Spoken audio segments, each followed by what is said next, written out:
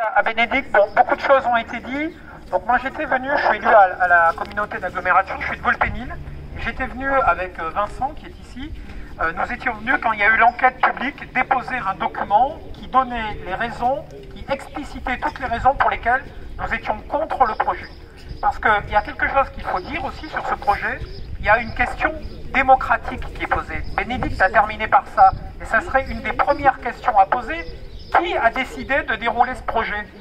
Vous avez eu des élections municipales comme partout ailleurs sur le territoire dans votre commune.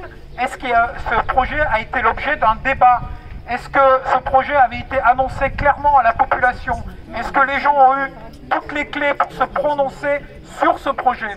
C'est avant tout un projet démocratique. Et tous les élus qui aujourd'hui nous expliquent, parce que vous avez vu, il y a des élections en ce moment, alors il est de bon ton d'aller poser en photo dans des petites fers pour dire qu'on encourage les circuits courts, qu'on encourage l'agriculture, la transition agricole. Il y a eu à l'agglomération seul notre groupe qui s'est prononcé contre ce projet. Donc ça, je pense qu'il faut quand même le rappeler, parce que d'un point de vue démocratique, ce projet a été porté par des élus. Et ça, c'est important de le rappeler.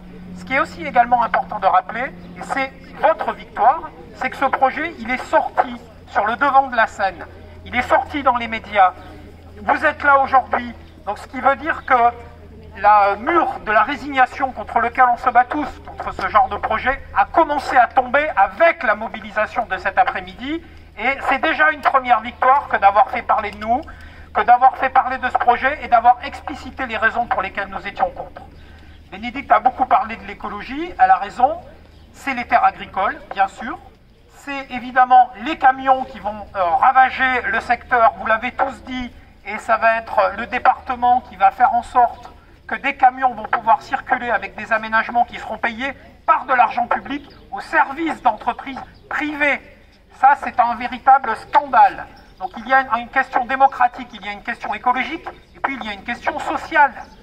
Est-ce que vous avez remarqué, comme il était de bon ton pendant le confinement, de verser des grosses larmes de crocodile sur les difficultés du commerce et d'aujourd'hui venir dérouler le tapis rouge à un groupe qui pille les commerces locaux, qui pratique les bas salaires sans problème dans ces entrepôts, la précarité à outrance dans ces entrepôts, il n'y a pas de droit syndical dans ces entrepôts, on le sait, il y a des conditions de travail absolument dégueulasses. Donc ça aussi on le dénonce, et c'est pas ces emplois-là qu'on veut. Alors bien sûr qu'il existe des alternatives, on a commencé à en parler tout à l'heure. Vous avez la chance d'avoir des terres agricoles. Est-ce que ces terres agricoles, on ne pourrait pas en faire autre chose que dépendre des pesticides? Est-ce qu'on ne pourrait pas en faire autre chose que de les artificialiser?